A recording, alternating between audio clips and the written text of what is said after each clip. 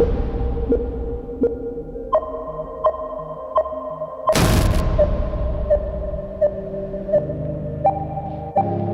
Problem का solution है आपके पास? ऐसा नहीं है कि वायु प्रदूषण का कोई सॉल्यूशन नहीं है और हमें उसके बारे में पता नहीं है। दिल्ली जैसी जगह में बड़ी से बड़ी कितनी भी अच्छी आप मशीन लगा लें इस प्रदूषण को सोखने के लिए, वो फेल हो जाएगी, क्योंकि साल दर साल ये प्रदूषण बढ़ना ही है। तो क्यों ना हम इसका सॉल्यूशन भी ऐसा लेके आए जो साल दर साल बढ़ता हो, और वो ये पेड़ है। जिंदगी विद ऋचा में आप सबका स्वागत है। हम देश की राजधानी दिल्ली में बैठे हैं। नवंबर का महीना है और हर साल की तरह पोल्यूशन का ये हाल है कि AQI 500 को पार कर चुका है और पिछले सालों के हिसाब से अगर अनुमान लगाया जाए तो ये और ऊपर जाएगा। सांस लेने में तकलीफ शुरू हो चुकी है, आंखों में जलन शुरू हो चुकी है, बच्चों को स्कूल जाने से रोकना शुरू हो चुका है। नेता बड़े बड़े बयान देते हैं, हर साल ये वादे होते हैं कि अब इन हालातों को बदला जाएगा, लेकिन साल दर साल दिल्ली NCR की जनता इंतजार करती है, लेकिन कोई सॉल्यूशन नहीं निकलता। आज जिंदगी विद ऋचा में जो मेरे मेहमान मेरे साथ हैं, वो ये दावा करते हैं कि उनके पास एयर पोल्यूशन कम करने का इलाज है। और यकीन जानिए, ये वो नेताओं वाला इलाज नहीं है, ये वाकई एक ऐसा इलाज है। अगर हम और आप इनकी बातों को सुन लें, समझ लें और उन पर अमल करना शुरू कर दें, तो कम से कम अपने घर के आसपास का वातावरण, पर्यावरण तो ठीक कर ही सकते हैं। मेरे आज के गेस्ट का नाम है शुभेंदु शर्मा और ये फाउंडर हैं अ फॉरेस्ट ऑर्गेनाइजेशन के। और थोड़ा सा मैं बता देती हूँ, बाकी आपसे जानेंगे। मियावाकी फॉरेस्टेशन टेक्निक के ये एक्सपर्ट हैं। बहुत सारे जंगल ये देश भर में उगा रहे हैं। सरकारें काटती रहती हैं और शुभेंदु जैसे लोग जंगल उगाते रहते हैं। शुभेंदु, बहुत बहुत स्वागत है जिंदगी विद ऋचा में। बहुत बहुत धन्यवाद आपका। तो चलिए, सबसे पहले तो इस समय जो हालात चल रहे हैं दिल्ली में, आप और मैं बैठे हुए हैं, इस प्रॉब्लम की बात कर लें। इस प्रॉब्लम का सलूशन है आपके पास? ऋचा जी, ये जंगल जो हैं जिसमें हम बैठे हुए हैं, ये दिल्ली के बीचों बीच ही है। हम ITO से बहुत ज़्यादा दूर नहीं है, जहाँ पर वो मीटर लगे हुए हैं AQI के, जिनकी आप बात कर रही थी। और आप देखें तो ये हवा फिर भी सांस लेने लायक है। और ऐसा नहीं है कि वायु प्रदूषण का कोई सॉल्यूशन नहीं है और हमें उसके बारे में पता नहीं है। सॉल्यूशन भी है, हमें पता भी है। अगर आप इन पेड़ों को देखें तो इनकी पत्तियों को अगर आप अभी हाथ लगा के देखेंगे तो कितनी मोटी आपको एक धूल की और प्रदूषण की परत उतरती हुई दिखाई देगी। तो देखा जाए तो ये लगातार इस कोशिश में लगे हुए हैं कि प्रदूषण को कम करें, अपनी मर्जी से नहीं, पर परिस्थितियां ऐसी हैं कि इन पेड़ों को उस प्रदूषण से जूझना पड़ रहा है जो इन्होंने तो पैदा नहीं किया। पर ठीक है, ये फिर भी उसका इलाज लगातार करते जा रहे हैं। पर अगर हम प्रकृति के विरुद्ध चलेंगे, इस पेड़ की जगह अगर मैं कोई मशीन लगा दूं, दिल्ली जैसी जगह में बड़ी से बड़ी कितनी भी अच्छी आप मशीन लगा लें इस प्रदूषण को सोखने के लिए, वो फेल हो जाएगी, क्योंकि साल दर साल ये प्रदूषण बढ़ना ही है। तो क्यों ना हम इसका सॉल्यूशन भी ऐसा लेके आए जो साल दर साल बढ़ता हो, और उसके लिए हमें प्रकृति के साथ चलना पड़ेगा। हमें ऐसी मशीनें लगानी पड़ेंगी जो साल दर साल खुद भी बढ़ती चली जाएं, और वो ये पेड़ है। तो जहाँ पे मानव है, जहाँ पर सिविलाइजेशन है, जहाँ पर लोग रह रहे हैं और हंसी खुशी स्वस्थ रूप से रहना चाहते हैं, वहाँ पर इन जंगलों का होना अनिवार्य है। सिर्फ उन्हीं जगहों पे नहीं जहाँ पे वायु प्रदूषण है, जहाँ पर इंसान है वहाँ पर उसको अपने हिसाब की प्रकृति इस तरीके से बना के रखनी चाहिए। अब आप क्या करते हैं? अपने काम के बारे में बताइए हमको। हम बंजर भूमि पर उस वेजिटेशन को, उन वनस्पतियों को वापस लेके आते हैं जो मूल रूप से वहाँ पर प्रकृति ने उगा के रख रखी होंगी। हमारे आने से पहले इस जगह पर, नोएडा में, गुड़गांव में, बेंगलोर में, इंसानों की बस्तियां बनने से पहले वहाँ पर कुछ रहा होगा। वो क्या था? या तो वो जंगल होगा या कोई घास का बड़ा सा मैदान होगा। किसी ना किसी रूप में प्रकृति वहाँ पर रही होगी। हम उसी प्राकृतिक सौंदर्य को वापस लेके आते हैं, और सिर्फ सौंदर्य की दृष्टि से नहीं, एक काम की दृष्टि से भी, कि जो पूरा इकोसिस्टम है वो किस तरीके से काम करता है। अगर आप हमारा कल्चर देखें तो उसमें हर छोटे मोटे जीव जंतु का, चाहे वो सांप ही क्यों ना हो, चाहे वो मेंढक ही क्यों सबकी ना अपनी एक वैल्यू है। हो, सबका एक स्थान है, उनके त्योहार हैं, वो भी देवता हैं। तो अब वो एनवायरनमेंट ही नहीं रहेगा अगर हमारे चारों तरफ, तो ये सारे त्योहार भी नाम के रह जाएंगे और ये सारी जो जिसको हम कल्चरल हेरिटेज बोलते हैं ये भी एक नाम की रह जाएगी। तो हम बंजर भूमि हो या फिर किसी शहर की ऐसी ज़मीन हो जो पूरी तरह से मृत हो गई है, जिसमें घास भी नहीं उग रही है, हम उस ज़मीन पर उसकी जो प्राकृतिक धरोहर है उसे वापस लेके आते हैं। अच्छा। जो कि भारत के ज़्यादातर इलाकों में, ज़्यादातर मैदानी इलाकों में इस तरीके के वन हैं। तो इन इलाकों में वन लेके आते हैं। कुछ ऐसे इलाके हैं जहाँ पर प्राकृतिक रूप से शायद घास या झाड़ियाँ रही हों, वहाँ पर उस इलाके के अच्छा, वो अनुकूल छेड़छाड़ आप नहीं करते कि कुछ बदल दें वहाँ के उसको? हाँ, नहीं करते। हम प्रकृति से ही सीखते हैं। हाँ। प्रकृति से सीखा, कॉपी किया और उसको कहीं पे लाकर पेस्ट कर दिया। तो आप ये जो जंगल उगाते हैं वो मियावाकी टेक्निक है जी। ये टेक्निक क्या है, थोड़ा वो समझाइए हमको पहले। मियावाकी मेथड ऑफ अफॉरेस्टेशन एक जंगल लगाने का तरीका है, और जंगल लगाने से भी ज़्यादा ये तरीका है, साइंटिफिक भाषा में अगर बोलूँ, पोटेंशियल नेचुरल वेजिटेशन को वापस लेके आने का। अच्छा। डॉक्टर मियावाकी की खोज क्या रही है जब वो जर्मनी में पढ़ाई कर रहे थे, कि हर ज़मीन के टुकड़े का एक पोटेंशियल होता है ठीक। नेचुरल वेजिटेशन को वापस लेके आने का। अगर आप किसी भी ज़मीन के टुकड़े को पूरी तरीके से मानव निर्मित दखलंदाजी से विशुद्ध कर दें, तो प्राकृतिक रूप से उस पर कुछ प्रजातियां आने लगेंगी। पहले घास आएगी, फिर कुछ झाड़ियां आएंगी, फिर छोटे मोटे पेड़ आएंगे, फिर बड़े पेड़ भी आ जाएंगे, और 100-150 साल में आपको एक भरपूर जंगल वहाँ पर दिखाई देगा।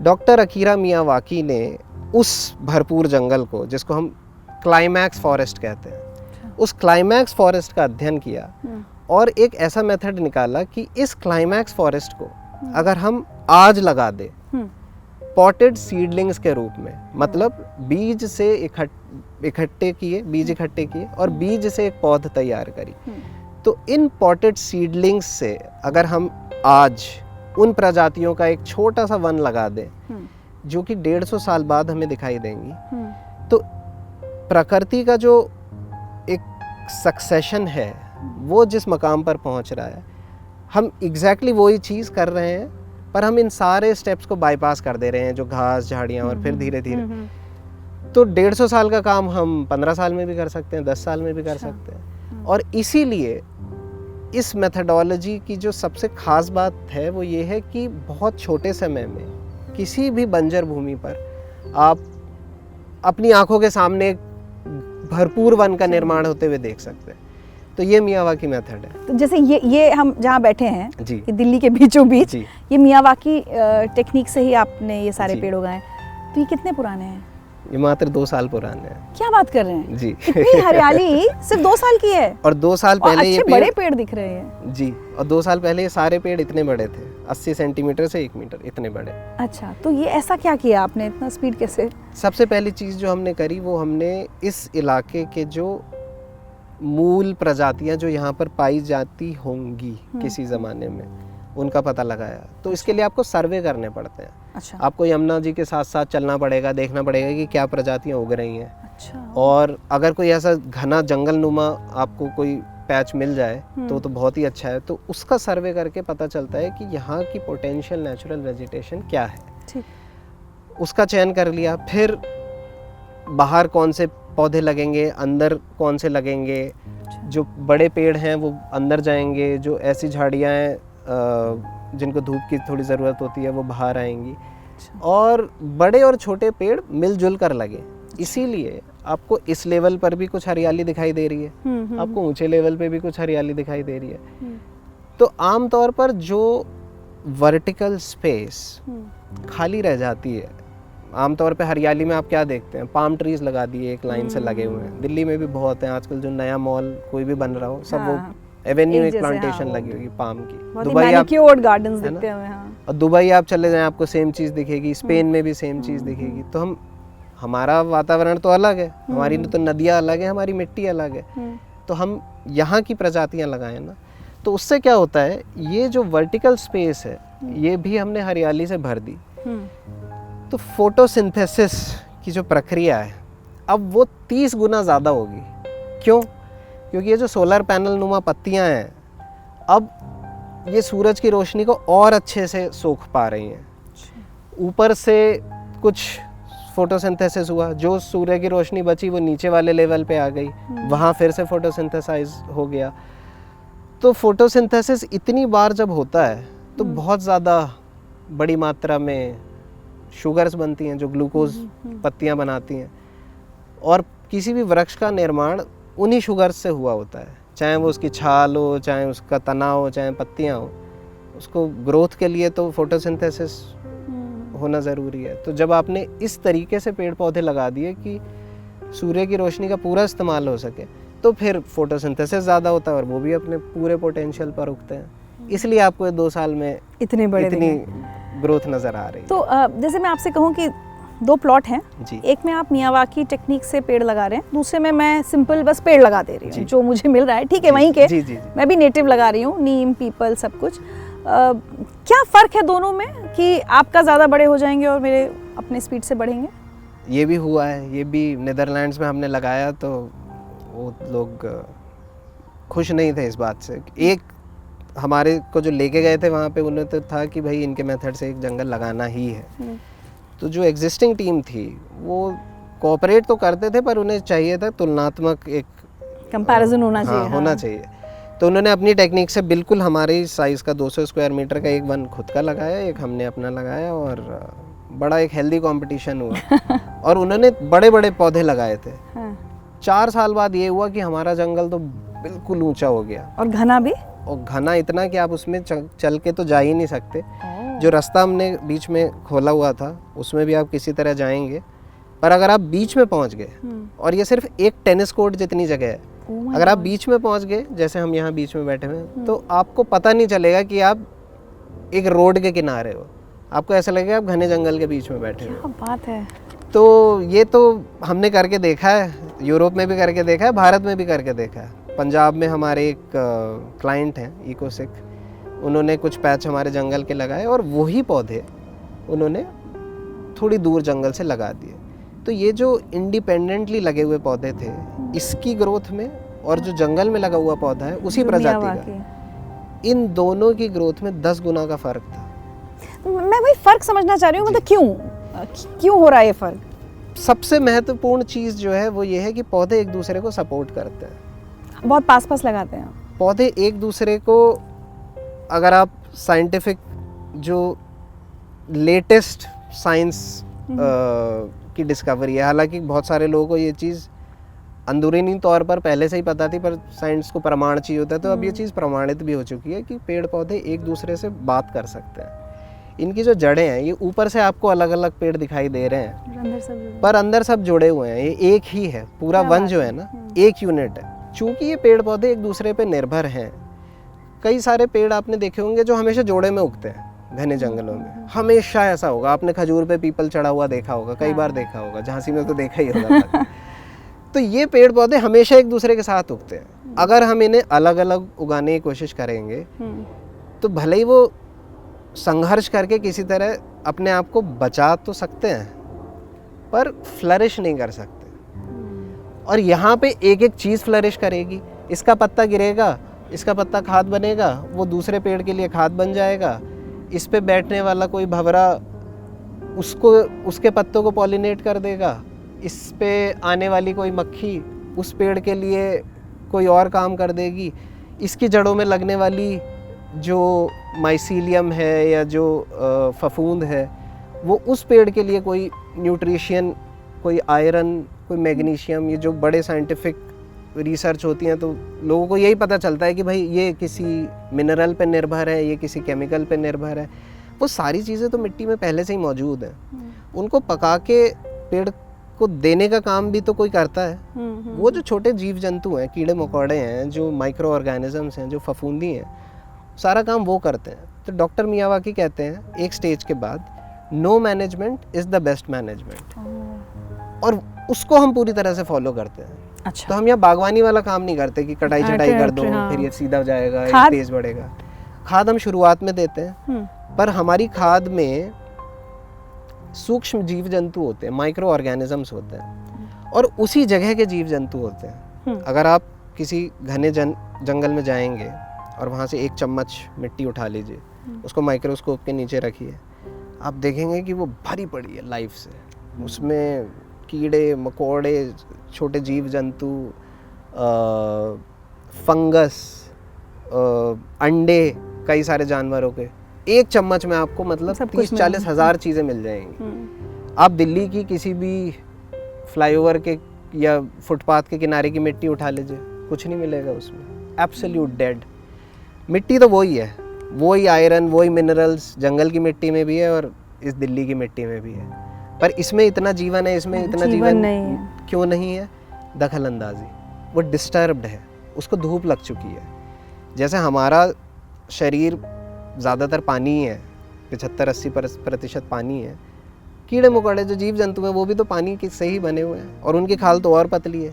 एक बार धूप लगी नहीं, वो स्टेरलाइज हो गए, एक बार उन पर यूवी रेस गिरी, वो मर गए बेचारे। अब मर गए तो वो दोबारा पैदा नहीं हो सकते।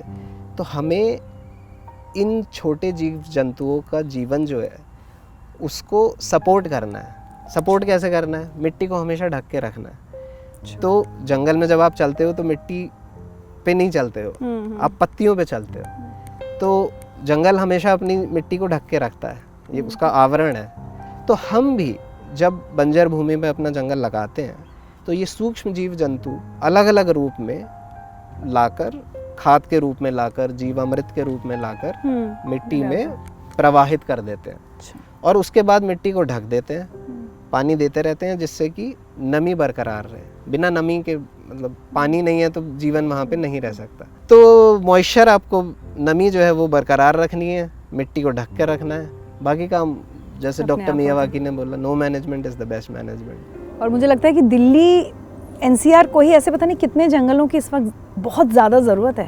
हाँ जी। आपने कितना काम किया है यहाँ पर? हम लोगों ने भारत में आप समझ लीजिए 150 जंगल लगाए हैं इस तरीके के पिछले 12 साल में। डॉक्टर मियावाकी के साथ हमने जून 2009 में फॉरेस्ट लगाया एक टोयोटा फैक्ट्री में, जहाँ मैं काम करता था। वहाँ मैंने सीखा वो काम। उसके बाद काफ़ी पढ़ने लिखने के बाद, थोड़ा मेथड तैयार करने के बाद, फिर मैंने अपने घर में जंगल लगाया, सबसे छोटा पैच। और फिर जब से हमने कंपनी शुरू करी है 1 जनवरी 2011 से, तब से अब तक हम 150 भारत में, 150 के आसपास भारत में जो खुद से लगाए हैं। और विदेशों में भी काम किया? विदेशों में हाँ, 16 देशों में तो हमने खुद से ही किया है। और हमारे काम की एक अच्छी बात ये रही कि जो मेथड हमने बनाया, जैसे अब दिल्ली में जंगल लगा दिया तो क्या प्रजातियां लगनी है हमें पता चल गई, कहाँ से पौधे लेने हैं वो भी हमें पता चल गया, और क्या क्या हमने मिट्टी में मिलाया, ये सारी चीज़ें एक बार जो भी डॉक्यूमेंटेशन तैयार हुआ हो गया, हाँ। वो फिर हमने सबके लिए खोल दिया। अच्छा। तो अब अगर दिल्ली में कोई लगाना चाहता है जंगल बिल्कुल ऐसा, तो उसे हम तक आने की भी ज़रूरत नहीं है।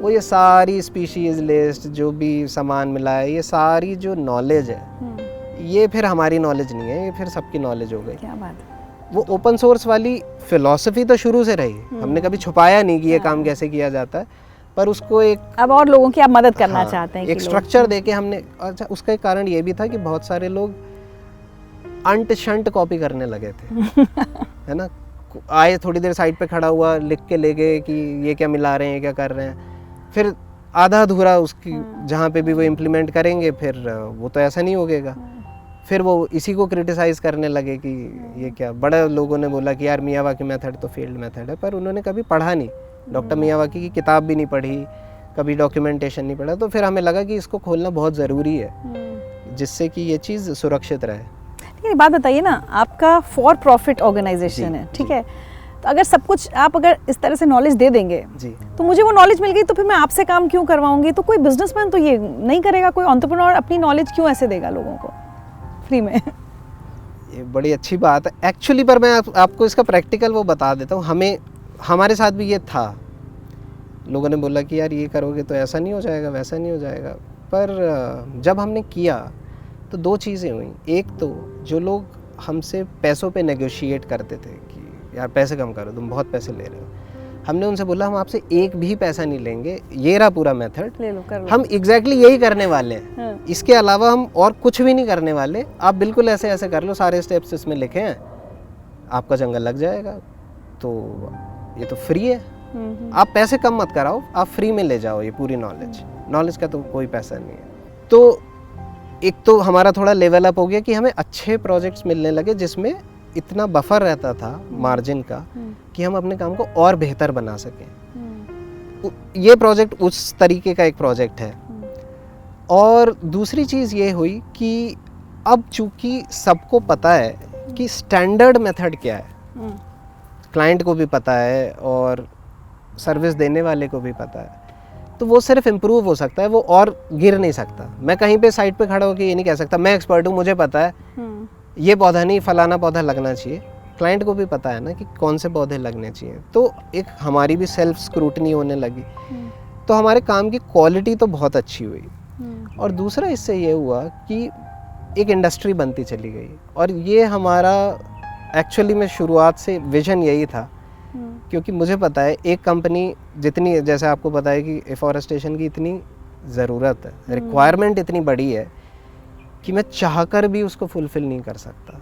ऐसा नहीं है कि हम बड़ा नहीं सोच रहे, हम अपनी कंपनी को बड़ा नहीं करना चाहते, पर मुझे पता है कि हमें 10,000 हाथ और चाहिए, हमें शायद 1 लाख हाथ और चाहिए। तो जब तक आप बांटने वाले नहीं बनेंगे ना, वो कैसे आके जुड़ेंगे वो हाथ? उनको आप नॉलेज तो दीजिए, और क्वालिटी नॉलेज। तो विदेश में आपने, जैसे मैंने नीदरलैंड्स का एग्जांपल दिया, हमने सिर्फ 5 जंगल लगाए, वो जंगल उगे, बड़े हो गए, लोगों को समझ में आया कि यार ये चीज़ बड़ी अच्छी है। वहाँ के रॉयल फैमिली ने आके देखा, थोड़े मेयर्स ने आके देखा, और हमारे जो क्लाइंट हैं IVN, उन्होंने एक अवार्ड के लिए अप्लाई किया।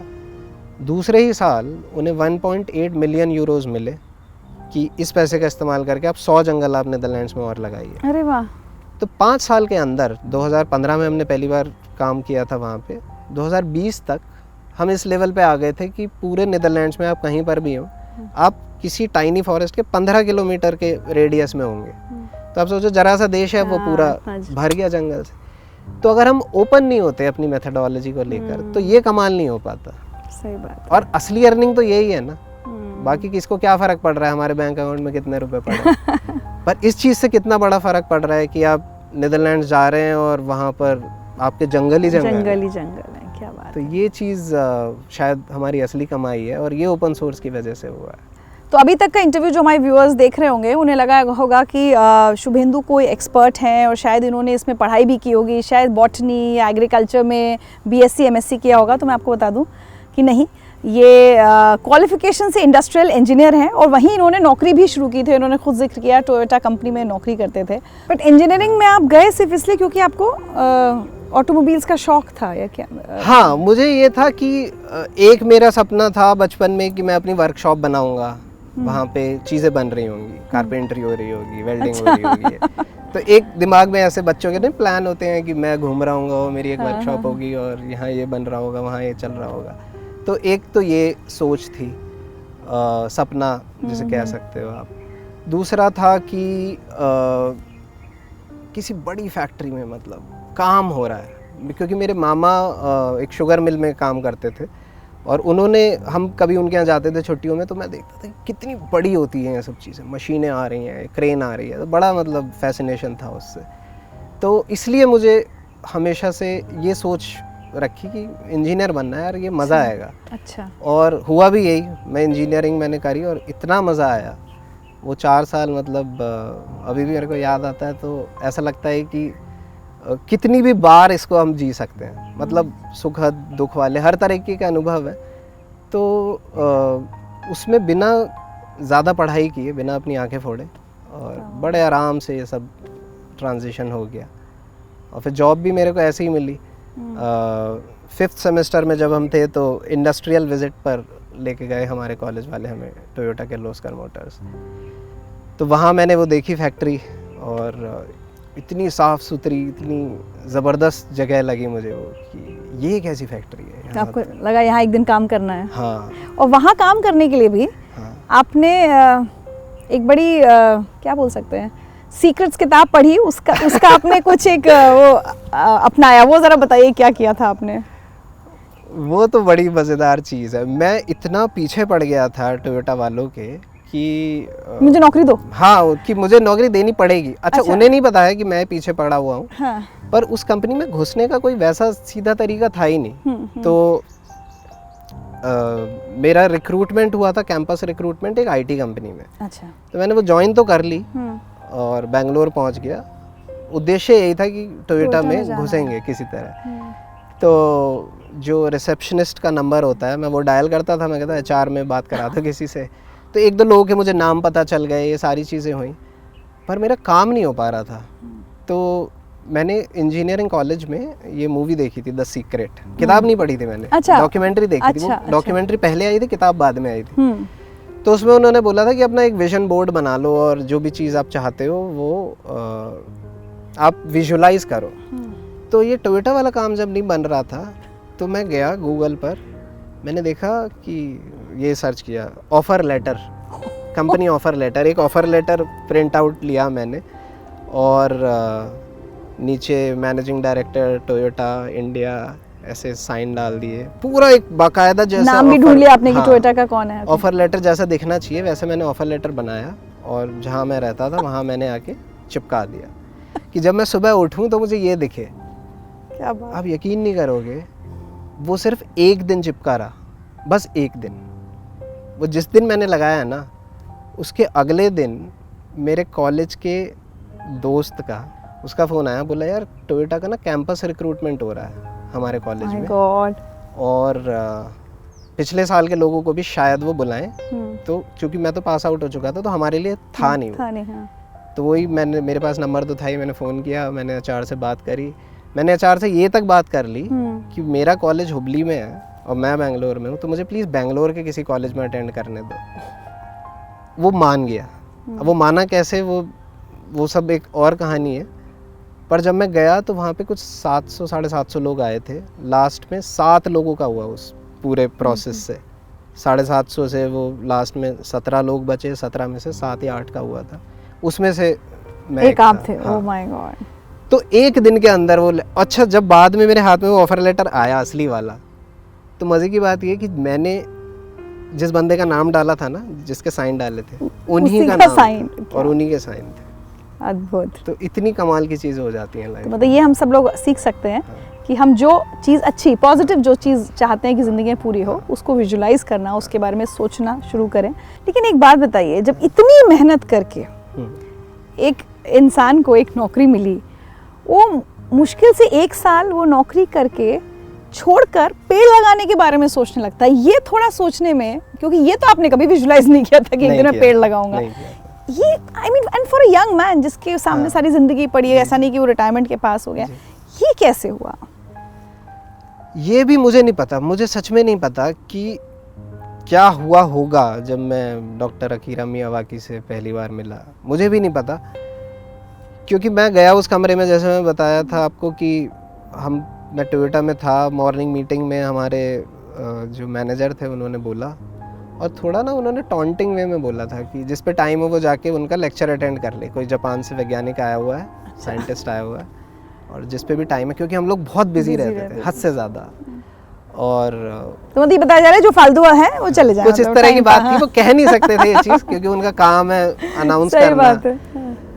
पर मुझे लगा कि यार ये अच्छा है, थोड़ा ब्रेक मिलेगा और आधे घंटे के लिए अपना मस्ती मारेंगे जाके और सुनेंगे वो क्या कह रहा है, एसी में बैठेंगे थोड़ी देर। तो मैं पहुंच गया ठीक 10 बजे, और वो लेक्चर तो जापानीज़ में था। अच्छा, और मुझे 6 महीने ही हुए थे टोयोटा आए हुए। थोड़ी बहुत जापानीज़ 1-2 शब्द पकड़ में आते थे, पर वो अपना एक्सप्लेन कर रहे थे डॉक्टर अकीरा मियावाकी, और बहुत ही अलग तरीके की प्रेजेंटेशन थी। उसमें सिर्फ फ़ोटोज़ थे। कोई आजकल हमारी फैक्ट्रीज़ में क्या होता है, facts and figures, data, slide भरी रहेंगी टेक्स्ट से। तो शुरुआत में ही ना ऐसी प्रेजेंटेशंस के आपका दिमाग ऑफ हो जाता है कि यार ये तो अब मेरा तो बहुत जल्दी हो जाता है ना, 30-40 मिनट गए मेरी लाइफ के, किसी तरह फ़ोन चेक कर लूँ ऐसा। यहाँ कुछ अलग ही कहानी चल रही है कि एक जापानी में वो कुछ बोल रहे हैं, एक ट्रांसलेटर थी उनकी, वो जो बोल रही थी वो इसमें और इसमें कुछ मैच नहीं है। और जो विजुअल्स थे ना वो इतने इम्प्रेसिव थे कि अलौकिक, मतलब एकदम अलग एक आनंद। जैसे आपको यहाँ बैठ के मज़ा आ रहा है ना, वो हो सकता है उनके सानिध्य की भी बात हो कि वो उस कमरे में थे और ऐसा आदमी जिसने पूरी ज़िंदगी सिर्फ पेड़ पौधे लगाए हैं वो पेड़ पौधों की बात कर रहा है, तो आप सोचो वो चाहे जापानी में हो या किसी भी भाषा में हो, उसका एक अलग आनंद था। तो उस आधे घंटे में मुझे भी नहीं पता क्या हुआ, पर शायद अब तक की कहानी ये जो 12 साल हमने पिछले सिर्फ जंगल लगाए, ये शायद उस समय चल गई हो पूरी दिमाग में, हो सकता है सबकॉन्शियसली, क्योंकि मैं एक बहुत अलग सोच के साथ फिर उस कमरे से बाहर निकला। अच्छा, मतलब वो आधा घंटे ने आपको हाँ, बदल दिया। हाँ, थोड़ा विश्वास करने में बड़ा मुश्किल लग रहा है। और मुझे बताने में बड़ा मुश्किल हो रहा है क्योंकि शब्दों में बताया ही नहीं जा सकता। वो ऐसा कुछ हुआ कि उन्होंने एक लाइन बोली इंग्लिश में, 1 ईयर 1 मीटर। वो लाइन बोलना क्या चाह रहे थे, वो बोलना चाह रहे थे कि आपका ये जंगल 1 साल में 1 मीटर बढ़ेगा और 10 साल में 10 मीटर, 10 ईयर्स 10 मीटर। ये मेरे दिमाग में ऐसा बजने लगा ना, क्योंकि मैं इंजीनियर, मैं सोचूं प्रोडक्टिविटी, कम से कम समय में ज़्यादा से ज़्यादा प्रोडक्शन, वो वाली भाषा। तो 1 साल में 1 मीटर बढ़ रहा है, 10 साल में 10 मीटर, मतलब 10 साल में 30 फुट ऊंचे पेड़ हो जाएंगे, ये जंगल 30 फुट ऊंचा हो जाएगा। और वो फोटोज़ भी दिखा रहे हैं, तो जैसे किसी की आंखें खुल गई हो, जैसे किसी को कुछ अनायास मिल गया हो ना, और उससे वो पचाया नहीं जा रहा, मतलब फूला नहीं समारा वाली चीज़, उसको खुशी और दुख में भी नहीं आप डिफाइन कर सकते। जैसे किसी बड़ी चीज़ की खोज हो गई हो, पर आपको पता नहीं है कि क्या मिला है, पर आपको ये पता है कि ये बहुत बड़ी चीज़ है, कुछ हाथ लग गई है। तो मैं आया और मैं वापस अपने काम में बिजी हो गया, पर वो आधा घंटा ना, मतलब आज भी मुझे याद है, वो भुला ही नहीं भूलता। तो वो ऐसा हुआ कि जब मैं वापस आया मुझे लगा इस टीम से जुड़ना है। तो ठीक 6 महीने बाद वो फिर से आए और जून 2009 में हमने बहुत बड़ा एक फॉरेस्ट लगाया। उस पे मैं एक वॉलंटियर की हैसियत से काम कर रहा था, और जब वो लग रहा था तो हमारी फैक्ट्री में जितने भी लोग काम करते हैं सबके फैमिली मेम्बर्स आए थे, सब बच्चे जंगल लगा रहे हैं। एक बड़ा फेस्टिवल था और पूरे दिन का इवेंट था। मैंने उस पूरे इवेंट में एक भी पौधा नहीं लगाया, मैं बस देख रहा था ना अचंभित सा, ये हो क्या रहा है, ये मतलब एक अलग ही आनंद उसका था। तो आपको किसी चीज़ में जब मज़ा इतना आ जाता है ना, तो फिर आपको और कुछ दिखाई ही नहीं देता। तो मुझे इतना मतलब उस चीज़ में मज़ा आ गया कि मैंने डिसाइड तो शायद उसी दिन वहीं उस माउंट बोलते हैं उस जगह को जहाँ पे पौधे लग रहे थे, माउंट पे खड़े खड़े ही ऑलमोस्ट डिसाइड कर लिया था कि अब तो मैं यही करूँगा, ये तो बहुत अच्छी कुछ चीज़ हाथ लग गई है। क्या उम्र थी आपकी उस वक्त? मैं था तब 24 साल का। तो 24 साल में शुरू ऐसे एक ड्रीम जॉब मिला है जिसके लिए इतनी मेहनत की है, और 1 साल मुश्किल से आपने नौकरी की थी शायद, है ना? मैंने फिर उसके बाद ऐसा नहीं कि मैंने फिर तुरंत जंगल लगाने शुरू कर दिए, बड़ी तैयारी करी, तो 2.5 साल मेरा टोटल टेन्योर रहा टोयोटा में। हाँ, लेकिन नौकरी मतलब उस दिन जब वो लेक्चर हुआ होगा अकीरा मियावाकी जी का, तो उस कमरे में और भी लोग होंगे ना? हाँ। लेकिन सिर्फ एक शुभेंदु शर्मा इतने इन्फ्लुएंस हो गए कि उन्होंने सोचा कि बस अब यही करना है लाइफ में। सच में मुझे भी नहीं पता। अच्छा, मैं इम्प्रेस भी बड़े जल्दी हो जाता हूँ लोगों से, पर चूंकि मैं उनसे सिर्फ ऐसा वाला ना इम्प्रेस होके नहीं आया था, मैं जैसे गोता लगा के आ गए ना आप किसी चीज़ में, वो वाली कहानी थी वो। उन्होंने जो भी बोला होगा जापानीज़ में और जो भी मेरी समझ में आई होगी, वो एक तरफ पर एक सानिध्य वाली, जैसे मैंने बात बताई आपको, मैं उनसे ज़्यादा भी नहीं मिला, मैं बस 2 बार मिला। अच्छा। फिर उनका मैंने लिटरेचर पढ़ा और फिलॉसफी पढ़ी, जितनी भी इंग्लिश में अवेलेबल थी। तो मुझे बहुत सारी चीज़ें रियलाइज़ हुई। एक रियलाइजेशन तो ये था कि जो काम हम कर रहे हैं, गाड़ियाँ बनाने वाला, मैन्युफैक्चरिंग किसी भी चीज़ की होती है, आप प्राकृतिक एक स्रोत को पकड़ते हो और उसको बदल देते हो एक प्रोडक्ट में। तो आपने माइनिंग करी, एक पहाड़ की मिट्टी निकाली, उससे लोहा निकाला, स्टील बना दी, स्टील की आपने गाड़ी बना दी एक। अब ये जो गाड़ी है, ये वापस कभी पहाड़ नहीं बनने वाली। तो देखा जाए तो अगर गाड़ियाँ बनती ही रहेंगी लगातार तो सारे पहाड़ ख़त्म हो जाएंगे, सारे जंगल ख़त्म हो जाएंगे। आपको टायर चाहिए तो उसके लिए रबर चाहिए, रबर के लिए आपको रबर का पेड़ चाहिए, रबर का पेड़ लगाना है तो दूसरे पेड़ को हटाना होगा। वो जहाँ पे आप कर रहे हो वहाँ पर उतना पानी नहीं है तो पानी भी लिमिटेड है, वो भी ख़त्म हो जाएगा। फिर पानी ख़त्म हो जाएगा तो आप किसी और नदी का पानी लेके आके उसको दोगे तो वहाँ की नदी ख़त्म हो जाएगी। तो ये एक ऐसी चेन है सही बात। जिसका कोई अंत नहीं है और ये हमेशा नहीं चल सकता। हर इकोनॉमी बढ़ना चाहती है, कोई इकोनॉमी ये नहीं कहती कि चलो भाई हमारे अब इतने बिलियन डॉलर की इकोनॉमी बन गए अब हम रिवर्स चलेंगे, अब अगले साल हमें 10 बिलियन कम करने, ऐसा तो नहीं होता कहीं पे भी। तो मुझे ये बात समझ में आ गई उनसे मिलने और उनके लिखे हुए चिंतन को पढ़ने के बाद कि हम जिस ट्रैक पे जा रहे हैं वो ट्रैक ठीक नहीं है। उस ट्रैक पे आप कितना भी एक्सेल कर लो, अगर एक ट्रेन ऐसे ट्रैक पे चल रही है जिसमें आगे डेड एंड ही है तो उसकी टक्कर तो निश्चित है ना। तो आपको उस चलती हुई ट्रेन को ठीक करने की ज़रूरत नहीं है, आपको ट्रैक बदलना है। ट्रेन की क्या गलती है, उसका तो काम चलना है। तो अगर मेरा जीवन एक ऐसे ट्रैक पर चल रहा है और बहुत तेज़ी से चल रहा है, टोयोटा में भी मैं बहुत अच्छी नौकरी कर रहा था, बहुत अच्छी ग्रोथ कर रहा था, पर आप अगर ऐसे ट्रैक पे ग्रो कर रहे हैं तो वही प्रॉब्लम वाली बात कि आपने ट्रैक भी सही पकड़ना है। तो मुझे ये चीज़ समझ में आ गई कि, और ख़ास तौर से इसलिए क्योंकि मैं 24 का था, उस ट्रैक पे बहुत ज़्यादा चला नहीं था इंडस्ट्रियल वाले, कि टचवुड सही समय पे सही चीज़ मिल गई और अभी से सही ट्रैक पकड़ लेते हैं। तो आपने उस दिन वो सोचा कि अब ये करना है जी, व्हाट नेक्स्ट करना, तो सोच तो मैं भी सोच सकती हूँ आज पेड़ लगाना है, लेकिन एक तो क्या होता है हर कोई नौकरी छोड़ने के बारे में नहीं सोचता। तो क्या इमीडिएट थॉट ये था कि नौकरी छोड़नी है? नहीं था, क्योंकि सिक्योरिटी कहाँ से आएगी। तो क्या हुआ उसके बाद का प्रोसेस बताइए। तो 2009 में जब वो जंगल हम लगा रहे थे और मैंने बताया आपको, बड़ा मेरे को मज़ा आया, आनंद आ गया एकदम। उसके बाद मुझे एक चीज़ और समझ में आई कि काम तरीके से करना है, एकदम अकीरा मियावाकी वाले ही तरीके से करना है, ऐसे कोई आधा अधूरा नहीं करना।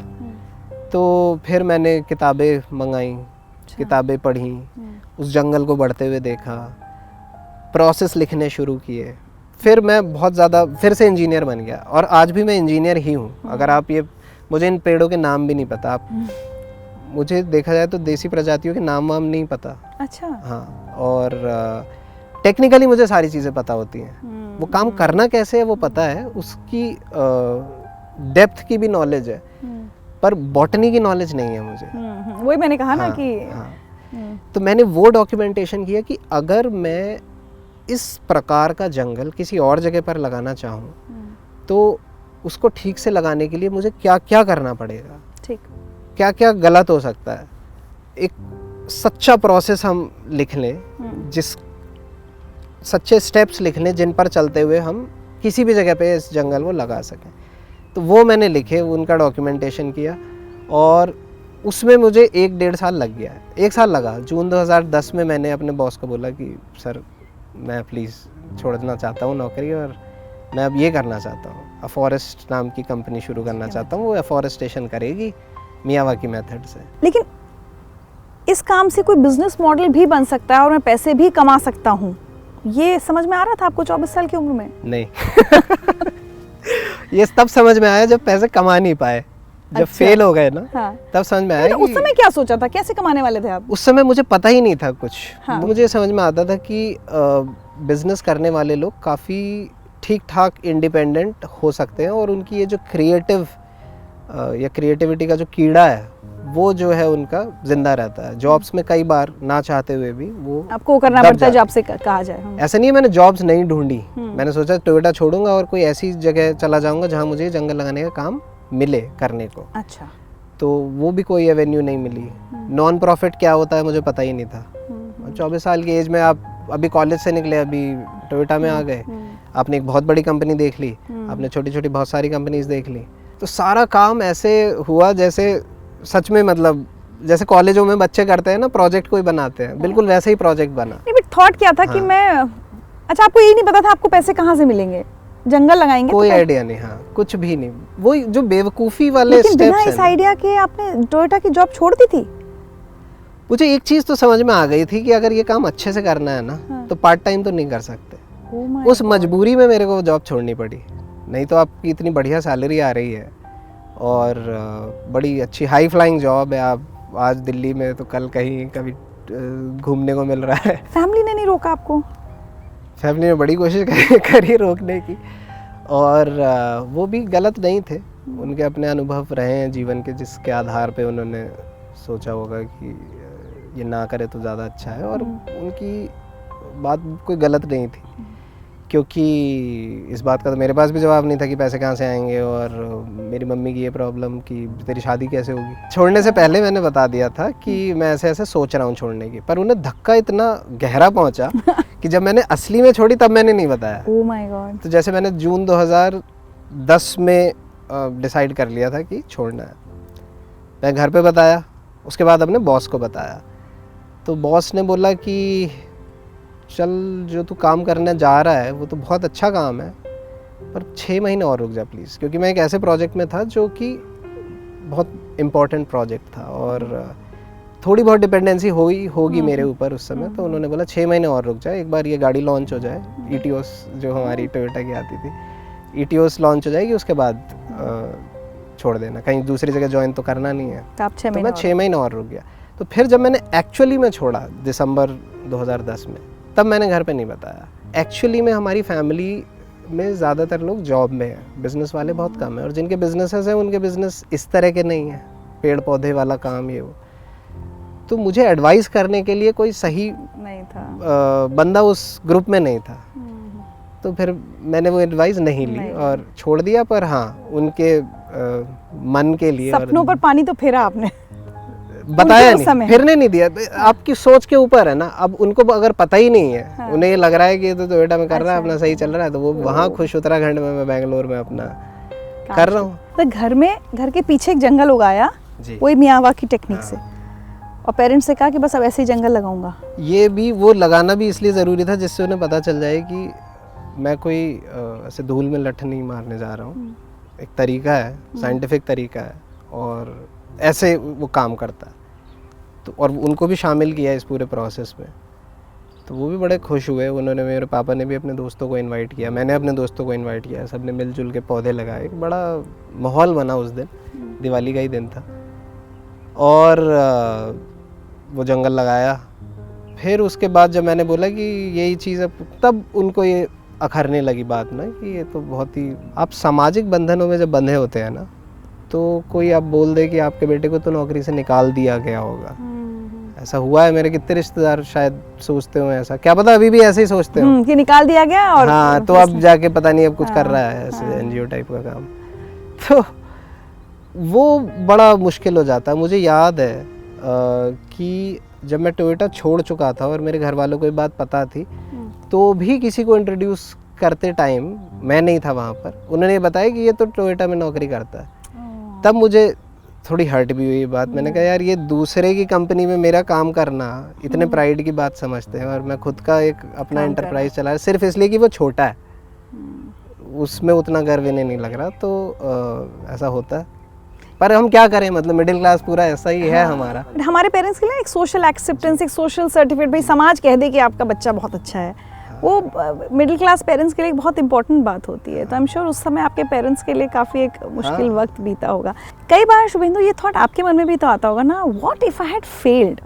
तो मैं तो फेल हुआ, मैं कोई कम बार फेल थोड़ी हुआ हूँ, मैं इतनी बार फेल हुआ हूँ कि एक टाइम ऐसा आ गया था कि अगर शायद मैं अब वैसा टाइम आ जाए तो अब तो मैं बहुत ज़्यादा टूट जाऊं। अच्छा। क्योंकि हर समय का एक जोश होता है ना, एक उन्माद होता है। अब तो मेरे अंदर एक्सपीरियंस आ गया, थोड़ा सा अहंकार भी आ गया होगा, बीन देयर डन दैट, अरे मुझे पता है ऐसे ही होता है। उस समय तो आपको कुछ भी नहीं पता और फेल पे फेल हुए जा रहे हो। कैसे, क्या क्या फेलियर्स थे? जैसे किसी ने बोला कि भाई ये काम है, कर डालो, हम कर रहे हैं, हमसे हो नहीं रहा, हमने काम ले लिया है, हमने उससे पैसे भी ले लिए हैं, अब हमसे वो हो ही नहीं रहा। मेरे से लेबर मैनेज नहीं हो रही, मेरे से मशीन वाला मैनेज नहीं हो रहा, वो जो पैसा लिया है वो भी ख़त्म हो गया है, उसमें प्रॉफिट भी नहीं बन रहा, अब अपने जेब से लगाने हैं, अपने वो भी पैसे हमारे पास नहीं है, उससे कहा भी नहीं जा सकता कि और दे दो, क्योंकि एक कमिटमेंट। तो ये तो एक छोटा सा एग्जांपल है, और भी कई इस तरह के एग्जांपल हैं। कोई आपको धोखा दे रहा है, किसी ने पैसे ले लिए कि मैं पौधे सही टाइम पे भेज दूंगा, फिर उसने नहीं भेजे, फिर आप फ़ोन कर रहे हो, फ़ोन नहीं उठा रहा। मतलब इतनी बार बहुत सारी चीज़ें होती हैं totally out of your control. मेरे कंट्रोल में हो तो मैं तो दिन रात एक कर दूँ, चीज़ आपके कंट्रोल में भी नहीं है पर आपको करनी भी है। आपको लग रहा है कि बस अब काम मिला, अब काम मिला, ये मीटिंग सक्सेसफुल होगी, ये कॉल शायद सक्सेसफुल होगी, शायद ये मुझे कुछ काम दे देंगे, नहीं हो रहा। मैं बहुत अच्छे खासे बड़े लोगों से मिलने वाला इंसान ऐसा नहीं था कि मतलब 26 साल का लड़का जाके किसी को बोले कि see I am founder of this company. मुझे इतनी शर्म आती थी, मैं कहता था मैं ए फॉरेस्ट में काम करता हूँ। मेरा जो बिज़नेस कार्ड था उस पर कोई डेजिग्नेशन नहीं था। मैं कहता था मैं इस कंपनी में काम करता हूँ और प्लीज़ हम ऐसे ऐसे काम करते हैं। प्रेजेंटेशन अपनी परफेक्ट है, सब कुछ बहुत अच्छा है, पर वो जो कॉन्फिडेंस है ना वो नहीं था। तो फेलियर तो इतने हुए कि एक टाइम ऐसा आ गया था कि फिर मुझे लगा कि यार अब फेल नहीं होना है, बस कुछ भी करके ना इस प्रोजेक्ट को सक्सेसफुल करना है। अ फॉरेस्ट को एज अ प्रोजेक्ट अगर आप देखें, मुझे लगा था आप ये कहेंगे कि अब इसको छोड़ देना, वापस किसी नौकरी में चले जाना है। वो थॉट नहीं आया? वो आया जब पैसों का अभाव हो गया तो यही लगा यार कहीं कुछ काम कर लें। तो कर लिए मैंने छोटे मोटे काम, इसको बंद नहीं किया, छोड़ा नहीं, क्योंकि वो तो कसम खा रखी थी ना कि अब तो इसे नहीं छोड़ना है। पर आपको रेंट देना है, आप घर से भी नहीं पैसे ले सकते, उन्हें ये ना पता चल जाए कि आप प्रॉब्लम में हो। पर मैं बहुत इन्जॉय करता हूँ लाइफ को। मैंने आज तक अपना दुखड़ा कहीं जाके ऐसे रोने वाला काम किया ही नहीं। तो चाहे कुछ भी हो, मेरा इन्जॉयमेंट कभी कम नहीं हुआ। अच्छा। दोस्तों के साथ मिलना, घूमना, हंसी मजाक ठाके, चाहे जेब में 1 रुपया भी नहीं है पर मज़े आ रहे हैं। तो जो आपका शुभेंदु जो ये मुश्किल वक्त था जब तक स्टैब्लिश नहीं हो पाए थे, और मैं ये उन सब लोगों के लिए पूछना चाहती हूँ ये सवाल जो अभी कोई स्टार्टअप बस शुरू किया है। सपने बड़े हैं लेकिन गलतियाँ भी होती हैं, आसपास के लोग मजाक भी उड़ाते हैं, उन सब के लिए ये सवाल मैं आपसे पूछ रही हूँ। जितने साल का भी आपका 2 साल 3 साल, जब तक बिल्कुल कोई काम मिलना शुरू हुआ, कोई लोएस्ट फेज जब आपको लगा हो कि इससे नीचे तो मैं जा ही नहीं सकता, अब तो मुझे ऊपर उठना ही पड़ेगा। शायद आपका वो इंसिडेंट आज बहुत सारे लोगों को हिम्मत दे कि नहीं, बिजनेस शुरू किया है, एंटरप्रेन्योरशिप में आए हैं तो यहाँ तक भी गिर सकते हैं। हाँ, और शायद ये जो आपके सामने आती है ना, ये मुश्किलें, ये आती ही आपको बेहतर बनाने के लिए।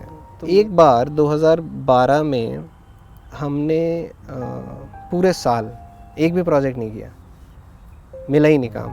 बहुत कोशिश, पहले साल हमने 6 प्रोजेक्ट किए, एक के बाद एक काम मिले 2011 में। हाँ, और एक के बाद एक कुछ प्रोजेक्ट्स मिले, और एक टाइम ऐसा आया कि प्रोजेक्ट मिलने बंद हो गए।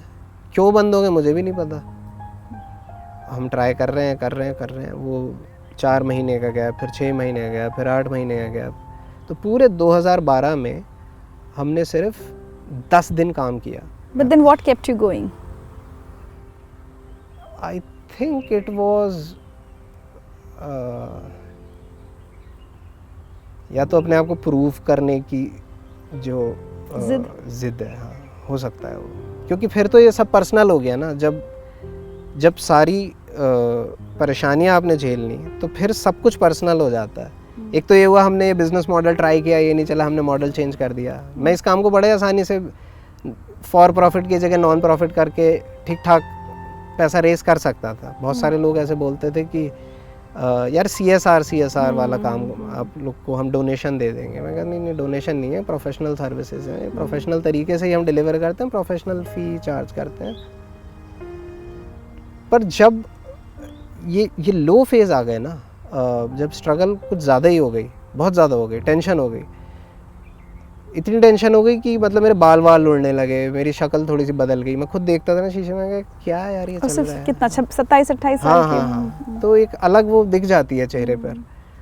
और उसके बाद मेरे को ये फिर ये पर्सनल जिद बन गई कि अब तो बस कुछ भी करके ना इस फॉर प्रॉफिट कंपनी को ही सक्सेसफुल करना है। अब चाहे कुछ भी हो जाए, चाहे अब 10 साल लग जाए, 20 साल लग जाए, मतलब वो थोड़ा पागलपन वाला फेज भी था, कह सकते हो आप। अच्छा, ये एक शायद कोई देख रहा हो, तो किसी के पेरेंट्स देख रहे हो तो उन्हें ये चीज़ भी समझनी चाहिए कि जब आप कोई काम शुरू करते हो, उसको सेट करने में ना 3, 4, 10 15 साल लगते हैं, ऐसा ही है, इसके अलावा और कोई तरीका नहीं है। ये जो बकवास स्टोरीज हम देखते रहते हैं कि फलानी कंपनी ने जी $400 मिलियन रेस कर लिए और यूनिकॉर्न, कल तक इनका कोई नाम नहीं था, सब जानते हैं। इन्हें ये नहीं पता होता उसके पीछे भी तो 6 साल गए हैं, उसके पीछे 8 साल गए हैं, उसके पीछे उस बंदे की पूरी लाइफ गई है, तब जाके वो उसने आज फलानी फंडिंग रेस कर लिया, फलाना कॉन्ट्रैक्ट मिल गया। मीडिया में चूंकि यही स्टार्टअप की खबरें सुनाई देती हैं, तो जिन पेरेंट्स का स्टार्टअप में भी कॉन्फिडेंस है उनको शायद ये नहीं पता होगा कि 99 पॉइंट समथिंग स्टार्टअप तो बंद हो जाते हैं, फेल हो जाते हैं, नहीं चल पाते।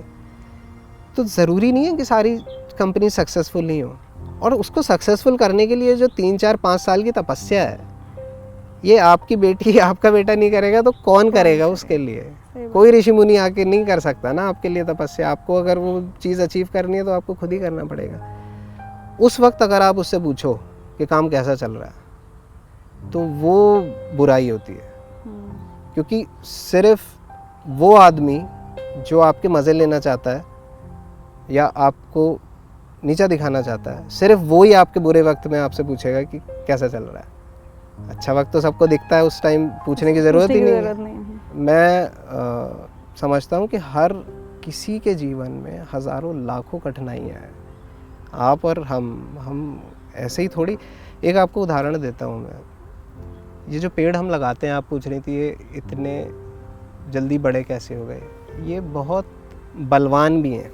आप पेड़ को इतनी तेज़ी से लैब में भी बढ़ा सकते हैं, पर फिर वो पेड़ ऐसे खड़े नहीं रह सकते, वो गिर जाएंगे, वो अपने ही वेट से गिर जाएंगे। वो इसलिए होता है कि ये जो खुली हवा में पेड़ लगे होते हैं, ये लगातार थपेड़े झेलते रहते हैं हवा के, लगातार हवा इनको हिलाती रहती है। कभी कोई तूफान आता है, पूरी तरह से गिराने की कोशिश करता है, फिर खड़े होते हैं, फिर हिलाती रहती है, फिर गिरते हैं। चूंकि ये लगातार परेशान होते रहते हैं, हिलते रहते हैं हवा के थपेड़ों से, इसलिए इनमें ताकत होती है ऐसे सीधा खड़े रहने की। क्या बात, क्या बात, वाह। तो उसका अगर ये रोना रोने लगेंगे तो ये खड़े भी नहीं रह पाएंगे। हमारे पास हमेशा मौका होता है। हर पेड़ तो चल नहीं सकते, हम तो कहीं पे भी जा सकते हैं, अपनी परिस्थितियाँ बदल सकते हैं हम। तो हम परिस्थितियों के शिकार होकर कहीं वो लैब वाले पेड़ ना बन जाएं जिनकी रीढ़ ही नहीं है, जो खड़े ही नहीं हो सकते, हमेशा गिरे रहते हैं। तेज़ी से बढ़ते हैं पर गिर जाते हैं। बढ़ते क्या फ़ायदा हुआ बढ़ने का? आप तेज़ी से बढ़ो तो ऊँचे उठो ना फिर। तो ये जो है, मतलब ऊँचा वही पेड़ उठ पाएगा जो लगातार थपेड़ों को झेलेगा। बहुत बढ़िया। और शुभेंदु, चूँकि मैं बार बार देखिए, नेचर के लिए तो आप काम कर ही रहे हैं, पर्यावरण के लिए, लेकिन मैं आपको ज़्यादा देख रही हूँ एक सोशल एंटरप्रेन्योर की तरह। क्योंकि क्या होता है, शौकिया या सोशल वर्क के लिए हम बहुत सारे लोग पेड़ लगाते हैं, मैं भी लगाती हूँ, लेकिन एक सोशल एंटरप्रेन्योरशिप करना, उससे पैसे भी कमाना, एक कंपनी मेंटेन करना जिसमें आप लोगों को सैलरी दे पाएँ, तो मैं आपको उस तरह से ज़्यादा देख रही हूँ। और मैं आपको एक मिसाल के तौर पर देख रही हूँ बहुत सारे यंगस्टर्स के लिए, जो मैंने पहले भी आपसे कहा।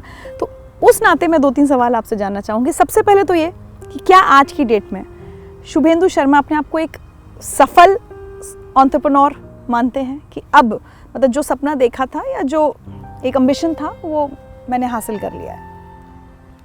एक्चुअली सपना तो और बड़ा हो गया ना, तो वो तो नहीं हुआ, पर हाँ मैं सफल एंटरप्रेन्योर अपने आप को मानता हूँ। प्रॉफिट कर हाँ है जी, आपका? आज जैसे मैंने बताया ना कि जब पैसे का मैंने ऐसा भाव देख लिया कि ये चीज़ क्लियर हो गई कि यार ये सिचुएशन कभी दोबारा नहीं आनी चाहिए, तो आज मेरी कंपनी में इतना पैसा हमेशा रहता है कि 1 साल तक सैलरीज बिना कोई प्रोजेक्ट किए भी हम दे सकें, हमेशा रहता है। अपने आप को दे सकूं, अपनी टीम को दे सकूं। सफल तो शायद हम उसी दिन हो गए थे जिस दिन हमने पहला जंगल अपना सफलतापूर्वक लगा लिया। वो कब था? वो वही जब मैंने अपने घर में लगा लिया था। तब तक कंपनी की शुरुआत नहीं करी थी, पर उस दिन मुझे समझ में आ गया था कि यार ये चीज़ कर सकते, हाँ बनेगी, है कुछ तो बनेगा आगे चल के। चलिए, अब मेरे 2 सवाल इससे जुड़े हुए सोशल एंटरप्रेन्योरशिप से। आपको क्या लगता है, आपकी अगर मैं 3 कहूँ, सबसे बड़ी ताकत, स्ट्रेंथ्स क्या क्या रही जिन्होंने आपको, भले ठीक है समय लगा, लेकिन आज आप अपने आप को सक्सेसफुल कह पा रहे हैं लाइफ में, एंटरप्रेन्योरशिप? I think persistence. मैंने कभी भी, जैसे आपने पूछा ना कि छोड़ने का मन कि अरे यार बंद करो ये सब, छोड़ देते, वो परिस्थिति आ गई थी कि ऐसा ख्याल मेरे दिमाग में आ सकता था कि ये बहुत हो गया, अब इसे बंद करते हैं यार, हमने आई ट्राइड माई बेस्ट और अब इसको बंद कर दें। उस सिचुएशन में भी मेरे दिमाग में इसका ठीक विपरीत आंसर आया कि अब तो चाहे कुछ भी हो जाए, अब तो हाँ, अब तो हद हो गई है, मतलब अब तो इस चीज़ को सक्सेसफुल होना ही पड़ेगा कि कैसे करके भगवान मेरे को ये चीज़ अब आप इस्टेब्लिश करके दो। दूसरा मुझे लगता है कि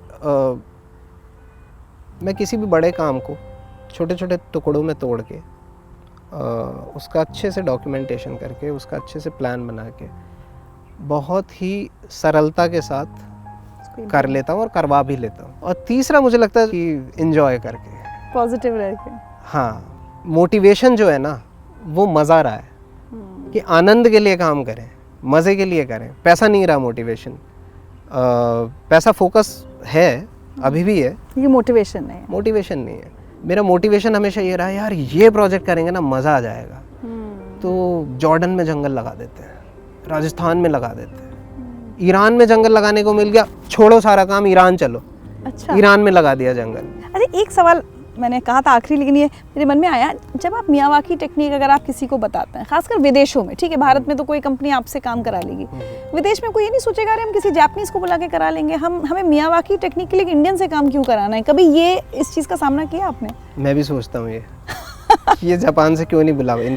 तो कई बार हो सकता है कि चूंकि मेरा फेस लोगों ने ज़्यादा देखा है, जो मैंने एक बार गूगल पे एनालिटिक्स निकाला था कि मियावाकी मेथड या डॉक्टर अकीरा मियावाकी, ये जो शब्द हैं गूगल सर्च में इनकी हिस्ट्री क्या रही है, तो सितंबर 2014 में जब वो टेड टॉक रिलीज हुई मैंने कनाडा में, उसके बाद वो एकदम बढ़ गया, एकदम से वो ऊपर गया और उसके बाद फिर ऊपर ही जा रहा है।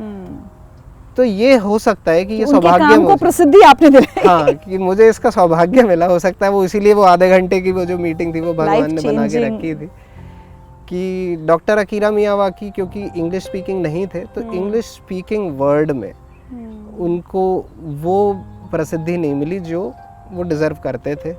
और बड़ी अफसोस की बात है, ये कोविड का चक्कर हो गया, हम लोग जापान नहीं जा पाए। 2020 में उनके साथ एक फॉरेस्ट लगाना था हमें और एक छोटी सी सिंपोजियम रखनी थी जिसमें वो सारे फॉरेस्ट मेकर्स आने वाले थे जिनको मेरी वजह से या डायरेक्टली उनसे जुड़े हुए हैं। क्या बात है। नीदरलैंड से और फ्रांस से, यूएस से, बड़ा एक लेबनान से, पाकिस्तान से, बड़ा एक मज़ेदार सा कुछ होता, वो हो नहीं पाया। उसके बाद डॉक्टर मियावाकी नहीं रहे, 2021 में उनकी डेथ हो गई। तो ऐसा हो गया, काम को आगे बढ़ा रहे हैं। चलिए आखिर में मैं चाहती हूँ हमारे सारे व्यूअर्स के लिए जी, स्पेशली वो जो जिन्होंने अभी कोई स्टार्टअप शुरू किया है, एंटरप्रेन्योरशिप में जा रहे हैं, स्पेशली सोशल एंटरप्रेन्योरशिप, वो मुझे लगता है थोड़ी और मुश्किल होती है और अभी एक मुश्किल दौर से गुजर रहे हैं, उन सब के लिए शुभेंदु शर्मा का क्या मैसेज होगा? जो सबसे बड़ी मेरी सीख रही है पर्सनल, वो ये है कि ट्रेंड और फैशन के चक्कर में नहीं पड़ना है। अगर आजकल ट्रेंड चल रहा है इस तरीके के स्टार्टअप्स का, थोड़े साल पहले सारे लोग फूड टेक स्टार्टअप्स कर रहे थे, उससे कुछ साल पहले कुछ और चल रहा था, सोशल मीडिया वाले स्टार्टअप्स आ रहे थे, फिर उससे पहले सब .com खोल के बैठ जा रहे थे। मुझे लगता है कि जो चीज़ आपके दिल के बहुत ज़्यादा करीब हो, जो प्रॉब्लम आपके दिल के बहुत ज़्यादा करीब हो, उसका सॉल्यूशन अगर आपने देख रखा है, आपको पता है कि इससे बेहतर सॉल्यूशन और कोई हो ही नहीं सकता, उस सॉल्यूशन को पकड़कर, उस सॉल्यूशन को प्रोफेशनली देने से हम जो बिज़नेस एस्टैब्लिश करते हैं, उससे ज़्यादा सक्सेसफुल बिज़नेस कोई नहीं हो सकता आपके पर्सनल जीवन के लिए। बाकी नंबर गेम और विस्तार, स्केलिंग, फैलाव, ये सारी चीज़ें तो बहुत बाद में आती हैं। मुझे ऐसा लगता है कि स्टार्टअप के ओनर को, एक एंटरप्रेन्योर को मोटिवेट करने के लिए उसके अंदर का कीड़ा होना चाहिए, ना कि बाहर की दुनिया का ट्रेंड या फैशन या numbers. Thank you so much Shubhendu Sharma, हमसे बात करने के लिए बहुत अच्छा लगा और आपके इस जंगल में आकर बहुत अच्छा लगा। तो अभी मैं यहाँ घूमना चाहूँगी आपके साथ, लेकिन उससे पहले अपने व्यूअर्स को बताना चाहते हैं आज शुभेंदु का जन्मदिन भी है, तो हम इनके लिए केक लेकर आए हैं। उससे पहले जिंदगी विद ऋचा की पूरी टीम की तरफ से कुछ तोहफे हैं आपके लिए।